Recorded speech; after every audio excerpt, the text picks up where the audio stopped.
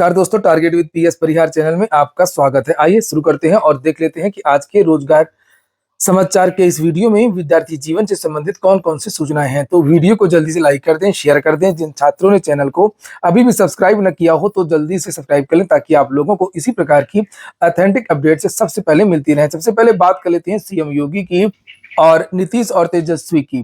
तीनों ने कल ट्वीट किए हैं भर्तियों को लेकर के। बिहार में इस समय होड़ लगी हुई है भर्तियों का श्रेय लेने को लेकर के और भर्तियां करवाने को लेकर के। ये देख सकते हैं तेजस्वी यादव का ट्वीट है। अभी हम दिखाएंगे सीएम योगी का भी ट्वीट, क्यों विद्यार्थी और सभी लोग उनको ट्रोल कर रहे हैं। तो तेजस्वी यादव ने कहा है कि 17 महीने के कार्यकाल में हमने बिना पेपर लीक के सफलतापूर्वक तैयारी 1 तैयारी 2 के तहत 2 लाख से अधिक शिक्षकों की नियुक्ति की और 1,30,000 पदों पर बहाली की प्रक्रिया धीन कराई।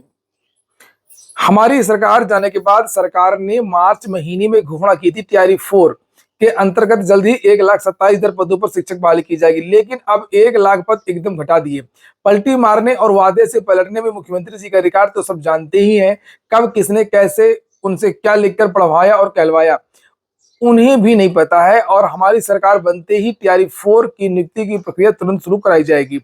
वहीं पर यही न्यूज जो है समाचार पत्रों में भी आज के दी गई है, जिससे आप लोग यहाँ पर देख सकते हैं। और यहाँ ये उन्होंने अपनी जो भर्तियां करवाई थी उसके बारे में जानकारी दी है और जो घोषणा की थी उसके बारे में जानकारी दी है। और यहाँ पर इन्होंने कहा है कि जैसे ही हमारी सरकार आती है, ये देखिए लिखा 1,27,000 पदों पर तैयारी 4 के अंतर्गत बहाली की जाएगी।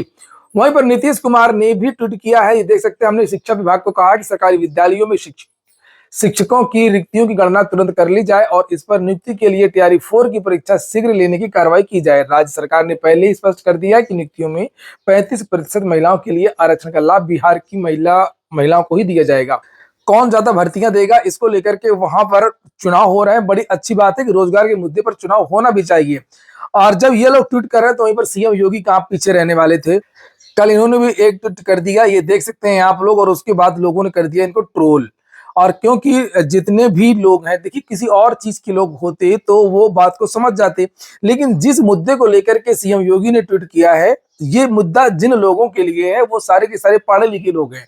वो जानते हैं कि हमारे साथ में क्या हो रहा है और सीएम योगी ने क्या किया उनके साथ में।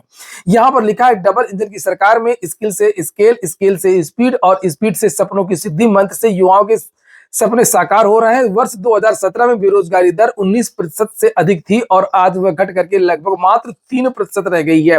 आंकड़ों की बाजीगारी दिखा रहे हैं जिसकी ज्यादा लोगों को समझ नहीं है, लेकिन मोटी मोटी बात तो सभी लोग जानते हैं, जिसको मैं अभी आपको आगे दिखाऊंगा। 8.5 लाख से अधिक युवाओं को सरकारी नौकरी प्राप्त हो चुकी है। तो ये सीधे मैंने ट्विटर अकाउंट खोला है, वहां पर ये आप देख सकते हैं। अब यहाँ पर लोगों ने इनको कमेंट किया, ये मैं यहाँ पर मेरा भी कमेंट आप लोग देख सकते हैं। और यहाँ पर कोई डॉक्टर सुनील है, पीएचडी यूजीसी नेट, इन्होंने भी ये कमेंट किया है। ये डबल इंजन की यह एक ऐसी स्पीड है कि 3.5 साल में एक भर्ती अपने गंतव्य तक नहीं पहुंच पा रही है। असिस्टेंट प्रोफेसर विज्ञापन संख्या 51 आपकी सरकार में जुलाई 2022 में विज्ञापित हुआ था। वर्ष 2025 बीतने को है, किंतु भर्ती अभी तक अधर में लटकी हुई है। यही दो असिस्टेंट प्रोफेसर भर्ती जिसके पेपर लीक और बहुत सारे मामले रहे और जांच भी इसकी हुई, और अभी इसका जो साक्षात्कार है वो रद्द कर दिया गया है। भर्ती कंप्लीट नहीं हो पाई है, बहुत पुरानी भर्ती है। और इस भर्ती की जो परीक्षा शिक्षा सेवा चयन आयोग ने जो पहली परीक्षा कराई थी अपने कार्यकाल में, उस परीक्षा में भी पेपर लीक को लेकर के चर्चाएं हैं और भ्रष्टाचार को लेकर के भी चर्चाएं हैं। तो एक भर्ती ये लोग करवा नहीं पाए हैं असिस्टेंट प्रोफेसर, और इसी तरीके से शिक्षा सेवा चयन आयोग की अनगिनत भर्तियां फंसी हुई हैं। जैसे एक एडेड जूनियर हाई स्कूल भर्ती की नई आनी है, वो भी भर्ती फंसी हुई है, पुरानी भर्ती भी फंसी हुई है उत्तर प्रदेश में। इसी तरीके से टीजीटी पीजीटी 2022 किसी को कुछ कहने की आवश्यकता नहीं है, पूरी तरीके से बंद है। कोई परीक्षा के बारे में कहीं कुछ भी नहीं है। नई भर्तियां सारी रुकी हुई हैं, प्राइमरी हो, टीजीटी पीजीटी हो, असिस्टेंट प्रोफेसर भर्ती हो। और इसीलिए यहाँ पर जो विद्यार्थी हैं वो लगातार जो है ट्वीट कर, ये देखिए कोई और है, बेरोजगार एके शेख महोदय, 8 लाख से अधिक युवाओं को जो सरकारी नौकरी मिली, उनमें से प्राथमिक शिक्षक भर्ती कितनी हुई है? बहुत सारे विभागों में नहीं हुई है। केवल जो भी भर्तियां हुई हैं 2-4 लाख पहले कार्यकाल में, अभी तो इतनी भर्तियां नहीं हुई है। पहले वाले कार्यकाल में वो सुप्रीम कोर्ट के कहने पर कुछ भर्तियां हुई थी प्राथमिक की 2018-19 में, और पुलिस विभाग की भर्तियां करवाई है। केवल शिक्षकों की और पुलिस विभाग की भर्तियां ज्यादा हुई हैं। और उसके बाद से फिर शिक्षक भर्तियां भी रोक दी गई हैं, सभी शिक्षक भर्तियां रोक दी गई हैं। ये कोई राहुल मिश्रा है, 8 साल से यूपी में प्राथमिक शिक्षक भर्ती नहीं है, ये आपके ट्विटर अकाउंट से बार बार पोस्ट किया गया। ये देखिए 2019 से 8 साल लगा बैठा हूँ, प्राथमिक शिक्षक भर्ती कब तक आएगी, ये देखिए। वहीं पर एक और कोई है वीरेंद्र कुमार, ये देखिए सिर्फ जुमला देने से काम होता है तो इस सफाई देने की जरूरत नहीं पड़ती। एयर इंडिया कंपनी से 2018 में जॉब लेटर मिला, अभी तक ड्यूटी नहीं मिला क्योंकि देश में नॉनसेंस गवर्नमेंट है, दोगला एम्प्लॉय है। मोदी आईएएस दोगला एम्प्लॉय है, मोदी एंड आईएएस ऑफिसर को मम्मी पापा मान बैठे हैं इसलिए जोक होता है। वहीं पर किसी ने कहा है कि स्किल से स्केल तो ठीक है, लेकिन पीएलएफएस के मुताबिक 2017 में बेरोजगारी दर केवल 6.4% थी और अब सीएमआईई का डेटा कहता है कि 7 से 8% के आसपास बेरोजगारी दर चल रही है, यानी कि बेरोजगारी दर बढ़ी है, कम नहीं हुई है। तो कुल मिलाकर के यहाँ पर जब सीएम इस तरीके के ट्वीट करते हैं तो भर्तियों को लेकर के तो सबसे ज्यादा ट्रोल इनको किया जाता है और किसी पोस्ट में उतना ट्रोल नहीं किया जाता, केवल भर्तियों में क्यों किया जाता है, ये सोचने वाली बात है। चलिए अब बात करते हैं हम लोग पीजीटी की। तो राजेश सचान ये देख सकते हैं रोजगार अभियान के संयोजक हैं और इन्होंने एक प्रेस विज्ञप्ति जारी की है टीजीटी पीजीटी एग्जाम को लेकर के। लिखा है नियमावली को बिना पढ़े समझे कार्यवाहक अध्यक्ष के पक्ष को सोशल मीडिया व मीडिया में रखा जा रहा है। जब तक नियमित अध्यक्ष की नियुक्ति नहीं हो जाती है तब तक परीक्षा आयोजित कराना, असिस्टेंट प्रोफेसर धांधली प्रकरण में पुनर्परीक्षा और विज्ञापन आदि को लेकर के शिक्षा सेवा चयन आयोग निर्णय नहीं ले सकता। ये पूरी तरीके से असत्य बात सही है। मैंने भी कहा था कि उसमें एक मीटिंग होती है, मीटिंग संख्या होती है, मीटिंग में सदस्य होते हैं और बहुमत के आधार पर निर्णय लिया जाता है। कोई अकेले अध्यक्ष निर्णय नहीं लेता है, इसलिए कार्यवाहक चेयरमैन भी अगर चाहें तो सारी चीजें करवा सकते हैं। सभी भर्ती बोर्डों में ऐसा होता भी है, लेकिन यहाँ पर ये हीला हवाली की जा रही है केवल और केवल भर्तियों को फंसाने को लेकर के और विधानसभा चुनाव 2027 तक भर्तियां इनको घसीटनी है। वही बात है यहाँ पर राजेश सचान ने लिखा है जबकि ये पूरी तरीके से असत्य है। अगर आयोग की मीटिंग में कोरम पूरा है और आयोग सुचारू ढंग से चल सकता है और सभी निर्णय ले सकता है। नियमावली में ऐसा कहीं भी नहीं लिखा है कि अध्यक्ष का पद रिक्त होने की स्थिति में अमुक कार्य हेतु शासन के अनुमोदन की जरूरत है। मैंने कल बताया भी था आप लोगों से, ऐसा शिक्षा सेवा नियमावली में कहीं नहीं लिखा है कि शासन से पूछ करके काम करना होगा अगर कार्यवाहक चेयरमैन होंगे तो। नीचे लिखा है तब यह प्रचार क्यों किया जा रहा है कि जब तक नियमित अध्यक्ष की नियुक्ति नहीं हो जाती है तब तक परीक्षा आयोजित कराने जैसे फैसलों को लेने की आयोग के पास शक्ति नहीं है। इस प्रचार का सिर्फ और सिर्फ एक ही मकसद है, सरकार का बचाव और छात्रों को जाने अनजाने गुमराह करना। तो शिक्षा सेवा चयन आयोग के अधिकारियों के द्वारा कहने का मतलब ये कि गुमराह किया जा रहा है। जब भी हम लोग जाते हैं तो ये कहा जाता है कि हमारे पास अधिकार नहीं है और सरकार ही जैसा चाहेगी वैसा होगा।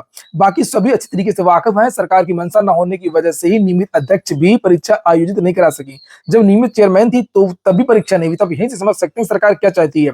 ये लोग भर्तियां करना ही नहीं चाहते हैं, इसलिए मामला अध्यक्ष की नियुक्ति का नहीं है, मामला सरकार की मंशा का है। सभी लंबित भर्तियों को 2027 विधानसभा चुनाव में लाभ मिले, इसके लिए रोड मैप तैयार किया जा रहा है। इसलिए विनम्र निवेदन है कि क्षुद्र स्वार्थों के चलते कम से कम छात्रों को गुमराह न किया जाए। अगर सरकार को यह जिस दिन लग गया कि प्रदेश का युवा बेकारी के सवाल को लेकर के विधानसभा चुनाव में बड़ी भूमिका दर्ज कराने की क्षमता रखता है, उसी दिन लंबित भर्तियों को समयबद्ध पूरा करने, रिक्त पदों को भरने आदि को लेकर के प्रक्रिया तेजी से बढ़ेगी। अन्यथा समझ सकते हैं क्या होगा उत्तर प्रदेश में। हालांकि बिहार सरकार जान गई है और उत्तर प्रदेश सरकार को भी जानना चाहिए था। यही कारण है कि मैं बार बार कहता हूँ लोकसभा चुनाव में बहुत बुरी तरीके से हारे थे और विधानसभा के चुनाव में और ज्यादा बुरी तरीके से हारेंगे, क्योंकि दावा भले 19% से 3% का कर लें, लेकिन क्या इन्होंने हाल किया भर्तियों का वो पूरा प्रदेश जानता है, पूरा युवा जानता है।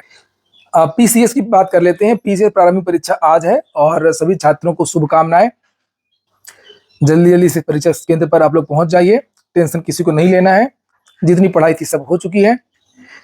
अगली सूचना है उत्तराखंड की। उत्तराखंड में विवादित परीक्षा रद्द, 3 माह में दोबारा होगी।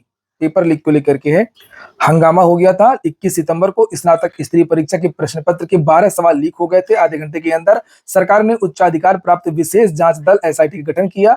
24 को 27 तारीख को हाईकोर्ट के सेवानिवृत्त जज यूसी ध्यानी की अध्यक्षता में जांच आयोग का गठन हुआ। मुख्यमंत्री ने आंदोलनकारियों के बीच जाकर के सीबीआई जांच की सिफारिश की।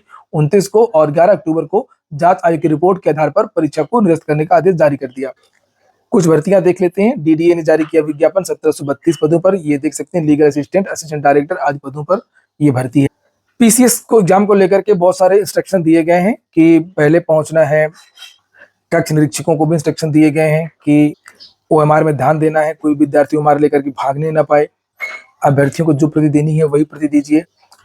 टीईटी को लेकर के आज बैठक है तमिलनाडु में। प्रदेश के सारे शिक्षक जो है वो वहां पर जाएंगे, रणनीति बनाएंगे कि आगे क्या किया जाए। और लिखा बैठक में विभिन्न राज्यों के शिक्षक के लिए समान वेतन आयोग लागू करना, पुरानी पेंशन की बहाली आदि पर भी चर्चा होगी। अगली सूचना है भारतीय सेना में भर्ती की। यहाँ पर देख सकते हैं 10+2 TES 55 कोर्स के लिए ऑनलाइन आवेदन मांग लिए गए हैं। इसकी जो योग्यता है वो कि जेई मेंस में आप उपस्थित हो चुके हो और पीसीएम में कम से कम 60% नंबर आपके हों तो आप लोग आवेदन कर सकते हैं। इस कोर्स को करने के बाद आप लोग को कमीशन मिलेगा, लेफ्टिनेंट तक बन सकते हैं। अधिक जानकारी आपको इस वेबसाइट पर मिल जाएगी joinindianarmy.nic.in। यहाँ पर ये देखिए। और ये हो गया आज का वीडियो। पूरा वीडियो सुनने के लिए बहुत बहुत धन्यवाद।